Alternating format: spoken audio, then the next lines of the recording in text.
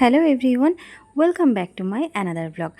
তো দেখো, আমি এখন আমসত্ত্বগুলো স্লাইস করছি। তো এগুলো কিন্তু চলে যাবে একদম বিদেশে, জামাইবাবুর কাছে।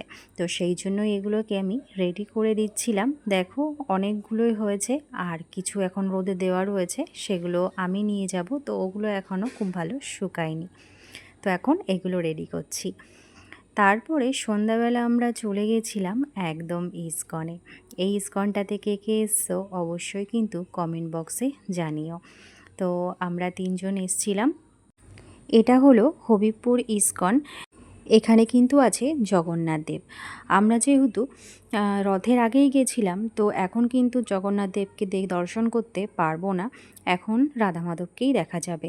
তো চলো ভেতরে যাওয়া যাক।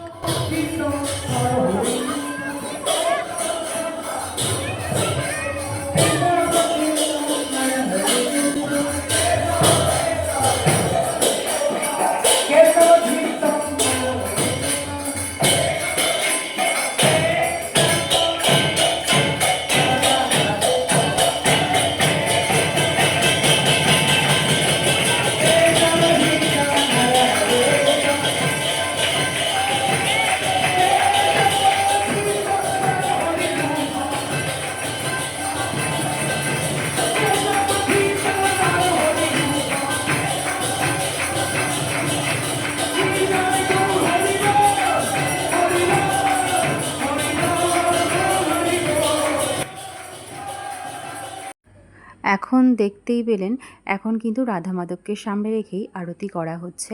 তো এখন আরতি শেষ, আমরা এখন প্রসাদ গ্রহণ করে বাইরে বেরিয়ে আসলাম। তো দেখো, জায়গাটা কিন্তু ভীষণ ভালো লাগে। আমি এর আগে অনেকবার এসেছি, যখনই দিদিবাড়ি আসি আমার এখানটায় ধরা বাঁধা আমি আসবই। আর যেন সন্ধ্যা আরতি দেখলে যেন মনে ভীষণ শান্তি লাগে। মানে মনে যত দুঃখ কষ্ট সব যেন একদম বিলীন হয়ে যায়। সত্যি এতটা শান্তি লাগে এই সন্ধ্যা আরতি দেখলে। তো যারা যারা এই ইসকনে এখনও পর্যন্ত আসোনি, অবশ্যই এসে ঘুরে যেতে পারো।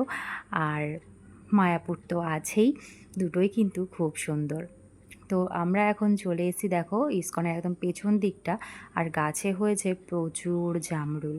তো যেহেতু রাত হয়ে গেছিলো, তো আমরা কেউ হাত দিতে ভয় পাচ্ছিলাম, কিন্তু ইসকনেরই দুজন দেখলাম ছিঁড়ে নিয়ে চলে গেল। তো আমাদের সাথে একটা বাচ্চাও ছিল, যার জন্য আমরা একটু সাহস করে গেলাম।